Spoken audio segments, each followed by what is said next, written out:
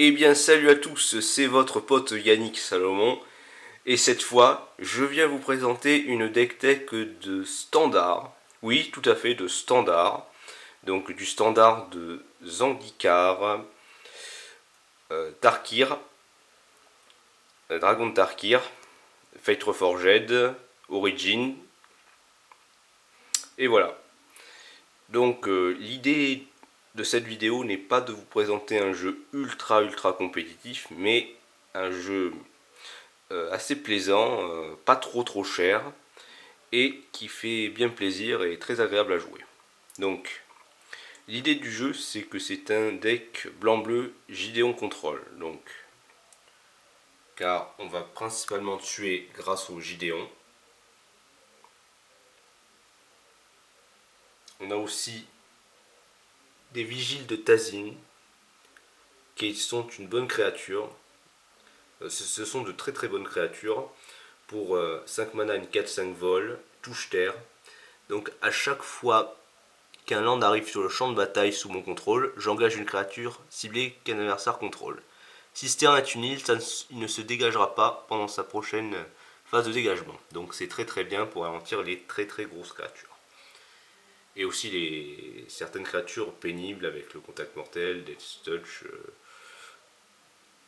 initiative un peu pénible aussi. Pour ralentir l'adversaire, on a quelques petites défenses. Donc rempart fortifié, un 0-6 défenseur.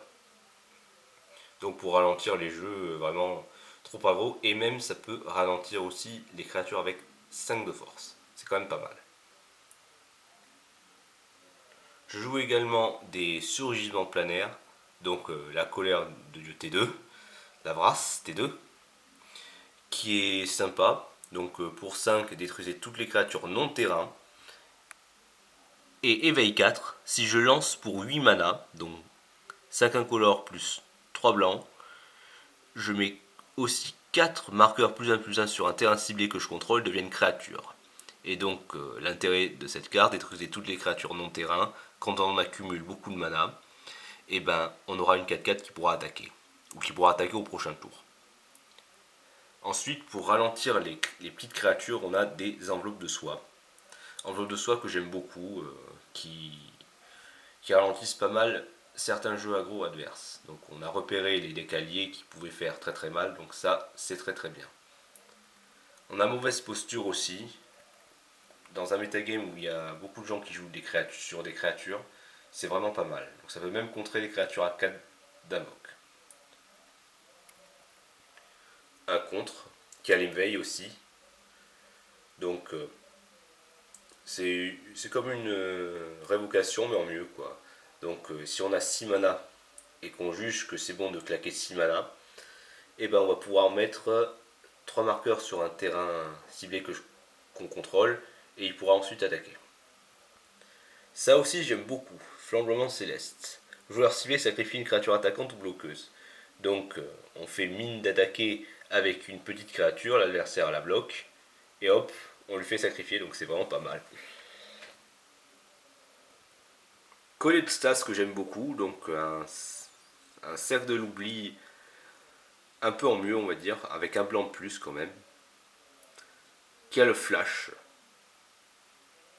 Et c'est vraiment très bien de pouvoir avoir le flash. Donc c'est vraiment beaucoup mieux qu'un cercle de l'oubli classique. Et 2 petits plongées dans le sommeil, donc engager jusqu'à 2 créatures ciblées. Et si j'ai la maîtrise de sort, s'il y a 2 cartes d'éphémère et ou de rituel dans mon cimetière, ces créatures ne se détaperont pas. C'est vraiment pas mal. Après, je joue des meneuses de vagues de Halimar qui me permettent de ramener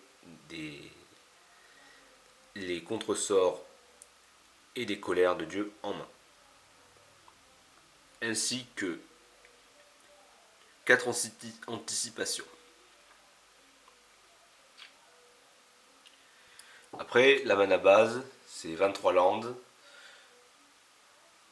Donc 7 plaines, parce qu'on a beaucoup de spells qui demandent double blanc.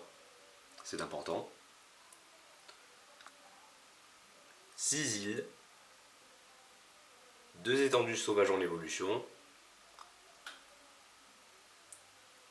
Et 4 clics tranquilles. Et parce que j'avais pas envie de mettre de fetch, j'ai mis ça à la place. Ainsi que 4 prairies ruisselantes, dont 2 expéditions, que j'ai voulu mettre parce que les expéditions c'est un cadeau.